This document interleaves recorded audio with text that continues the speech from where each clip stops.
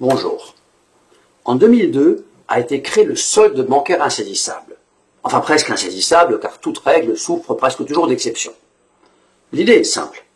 Un débiteur subissant une saisie de compte bancaire doit conserver un minimum vital correspondant à un équivalent RMI devenu RSA pour un allocataire, quelle que soit la composition familiale. Il ne s'agit pas du RSA, mais d'une somme équivalente. À l'origine, le législateur avait instauré une véritable usine à gaz dont il a le secret, avec un formulaire que le débiteur devait remettre à son banquier dans les 15 jours de la saisie.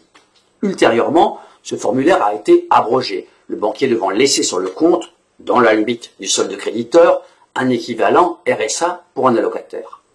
Aujourd'hui, ces dispositions sont codifiées à l'article L162.2 du Code des procédures civiles d'exécution, le CPCE pour les intimes.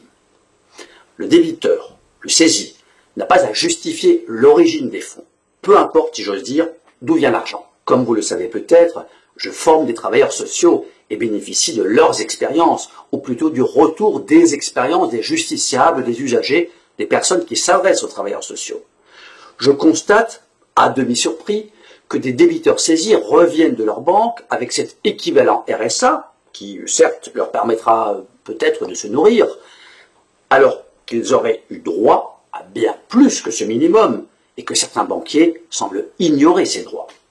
En effet, l'article L112.4 du CPCE dispose, je cite, « Les créances insaisissables dont le montant est versé sur un compte demeurent insaisissables dans des conditions prévues par décret en Conseil d'État. » Avant de nous pencher sur le décret, rappelons que les minima sociaux sont insaisissables, sauf exception comme toujours.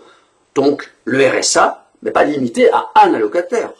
S'y ajoutent notamment les allocations familiales et la fraction insaisissable du salaire. Dès lors que les ressources déclarées du débiteur saisi, dépassent le RSA pour un allocataire, il pourra demander le bénéfice de l'article L112.4 du Code des procédures civiles d'exécution et du décret, lui aussi codifié à l'article R162.4 du même Code, dont je vais vous lire le premier alinéa. Lorsque les sommes insaisissables proviennent de créances à échéance périodique, telles que, ça ne veut pas dire seulement, telles que rémunération du travail, pension de retraite, sommes payées à titre d'allocation familiale ou d'indemnité de chômage, le titulaire du compte peut, sur justification de l'origine des sommes, en demander la mise à disposition immédiate, déduction faite des opérations venues en débit du compte depuis le dernier versement de la créance insaisissable. À la différence du solde bancaire insaisissable, rien n'est ici automatique et il appartiendra au débiteur de se présenter à la banque le plus rapidement possible et en tout état de cause avant que le créancier ne se soit fait payer, avec tous les justificatifs attestant de la provenance des fonds, comme les relevés CAF, l'attestation du RSA familial, les fiches de paye avec le tableau des quotités saisissables. Dans un arrêt du 27 juin 2002, la Cour de cassation a même jugé que l'accumulation sur un compte de créances insaisissables, par exemple plusieurs mois d'allocation familiale, ne leur enlève pas leur nature insaisissable. Cela peut concerner un débiteur absent, hospitalisé ou incarcéré. Bien entendu, le banquier n'est pas tenu de servir le créancier sur un découvert du débiteur, même s'il bénéficiait d'une autorisation de découvert.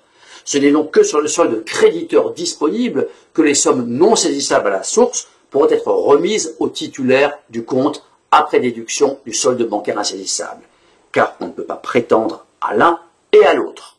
On se demande seulement pourquoi il advient encore que des débiteurs se voient répondre par leur banquier que cela ne fonctionne pas ainsi, qu'ils doivent se contenter du montant forfaitaire équivalent au RSA pour un allocataire.